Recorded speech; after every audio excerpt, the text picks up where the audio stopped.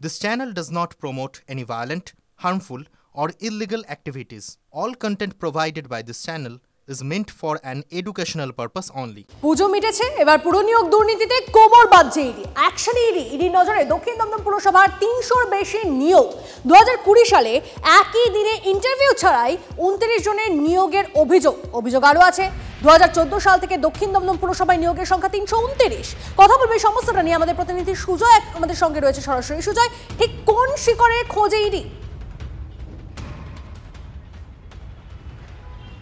দেখো, পুরসভাতে নিয়োগে দুর্নীতির অভিযোগে গতকাল ইডি তল্লাশি চালিয়েছে এবং তাদের টার্গেট ছিল দক্ষিণ দমদম পুরসভা। কেন দক্ষিণ দমদম পুরসভা, তার উত্তর রয়েছে সিবিআই চার্জশিটে এবং সেখানে বলা হয়েছে ২০২০ সালে একটা নির্দিষ্ট দিনে একই সাথে ২৯ জনের নিয়োগ হয়েছিল যাদের কোনো ইন্টারভিউ হয়নি। এছাড়াও ৩০৩ জন যারা গ্রুপ সি গ্রুপ ডি পদে মার্চ ২০২০ ওই একই বছরে যারা নিয়োগ পেয়েছিলেন তাদের ক্ষেত্রেও নিয়োগ নিয়ে প্রশ্ন রয়েছে, অর্থাৎ নিয়োগ সঠিক নিয়ম মেনে হয়নি তেমনটাই এজেন্সির অভিযোগ।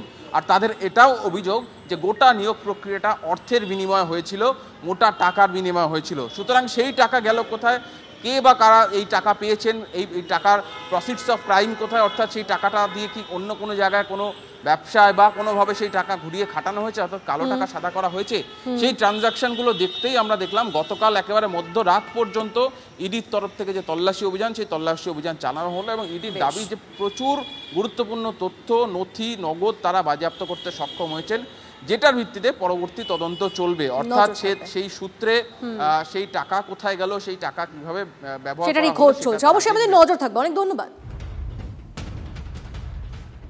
৩০০, ৪০০, ২০০ আমি এগুলো বলতে পারবো না, কিন্তু তৃণমূল মানেই দুর্নীতিগ্রস্ত।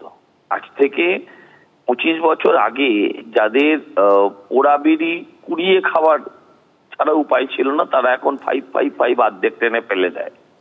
যাদের চটি থেকে পা অর্ধেকটা বাইরে থাকতো তারা এখন ১০,০০০ টাকার দামের নিচে জুতো পরে না। আমার বিষয়টা হচ্ছে এই টাকাগুলো এলো কোথা থেকে, এবং প্রত্যেকটি তৃণমূল সৎকর্মী দেখতে গেলে আপনাকে মিউজিয়ামে যেতে হবে।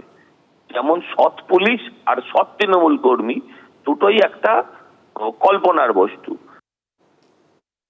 ইডি, সিবিআই যারা আছেন তারা ধরে ধরে ঠিক নির্বাচনের আগেই প্রতিবার এই নাটকটা করেন কেন, এটাই আমাদের প্রশ্ন। যদি সত্যি কোথাও দুর্নীতি হয়ে থাকে তাহলে ইডি, সিবিআই তদন্ত করবে, যারা দুর্নীতিতে যুক্ত তাদের শাস্তি হবে। এটা আপনি আমি দেশের মানুষ সবাই চায়। কিন্তু যখন দেখা যায় প্রশ্নগুলো আসে ঠিক তখন, যখন দেখা যায় তাদের কনভিকশন রেট 1% থেকেও কম, যখন দেখা যায় তাদের যত দুর্নীতি মামলা সেটা 95% বিরোধী দলের নেতা নেত্রীদের ওপর, যখন দেখা যায় যে ২০১৪ থেকে ২০২৪ অব্দি ২৫ জন বিরোধী দলের নেতা নেত্রী যাদের বিরুদ্ধে একসময় এমনকি মাননীয় প্রধানমন্ত্রী অব্দি প্রশ্ন তুলেছিলেন, প্রফুল্ল প্যাটেল থেকে শুরু করে অজিত পাওয়ার, অশোক চৌহান, শুভেন্দু অধিকারী, কেউ বাদ নেই, আজকে তাদের বিরুদ্ধে আর কোনো তদন্ত হয় না। তখন তো প্রশ্ন উঠবেই যে এটা রাজনৈতিক স্বার্থে ইডি এবং সিবিআই কে ব্যবহার করা হচ্ছে, তাদের ক্রেডিবিলিটি নিয়ে প্রশ্ন উঠবেই। পুরনিয়োগ দুর্নীতির তদন্তে গতকাল প্রায় ২০ ঘন্টা তল্লাশি সুজিত বসুর অফিস ও রেস্তোরাঁয়। তল্লাশি চালায় ইডি। গতকাল সকাল ৬টা থেকে রাত ১:৩০ পর্যন্ত দমকল মন্ত্রীর সল্টলেকের অফিস ও লেকটাউনের রেস্তোরাঁয় তল্লাশি চলে। ভোররাতে গোলাঘাটায় সুজিত বসুর ছেলের রেস্তোরাঁ থেকে বেরিয়ে যান কেন্দ্রীয় এজেন্সির অফিসাররা। নতুন এখনো পর্যন্ত কি পাওয়া গেছে সেটা নিয়ে কোনো স্পষ্ট কিছু জানায়নি ইডি। সরাসরি সেই বাড়ির সামনে দেখাবো যে অফিসে সুজিত বসু বসেন এবং সেখানেই একটি আমরা দেখতে পাচ্ছি যে এখানে সাক্ষাতের সময়ও রয়েছে। সুজিত বসু সোমবার থেকে শুক্রবার পর্যন্ত বসেন, যদিও গতকাল পুরো অফিস বন্ধ ছিল। ইডি ১৭টি যে বিভিন্ন জায়গায় রেড করে তার মধ্যে সুজিত বসুর বাড়ি ছিল এবং দমদমের কাউন্সিলর তার বাড়িও ছিল। একই সঙ্গে সুজিত বসুর সম্ভবত যেটা মনে করা হচ্ছিল যে পুরো নিয়োগ দুর্নীতি সহ বেশ কিছু ট্রানজাকশন সেই সম্পর্কে তথ্য সঠিকভাবে না থাকার জন্য ইডি এই রেড চালিয়েছে। ২০ ঘন্টা পরে ইডি আধিকারিকরা এখান থেকে বেরিয়ে যান। এখনো পর্যন্ত বাড়ির সামনে একেবারেই ফাঁকা রয়েছে।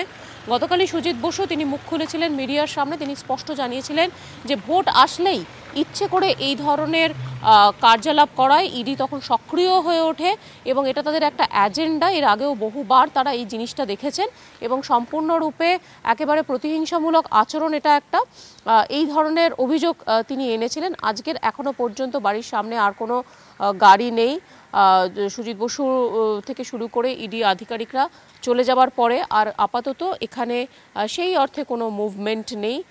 এটা স্পষ্ট হয়ে যাচ্ছে যে কিভাবে কি পাওয়া গেছে এখনো পর্যন্ত তার খোলসা না হলেও 20 ঘন্টা যে রেড হয়েছিল তারপরে বেশ কিছু কাগজপত্র পেয়েছে ইডি, এমনটাই জানা যাচ্ছে।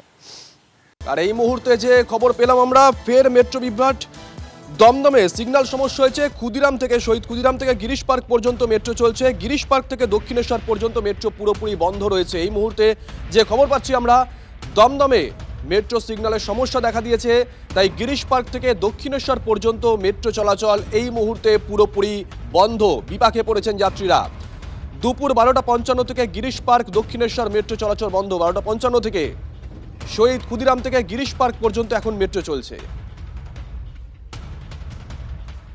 মানে গিরিশ পার্কের পর থেকে দক্ষিণেশ্বর পর্যন্ত মেট্রো পুরোপুরি বন্ধ।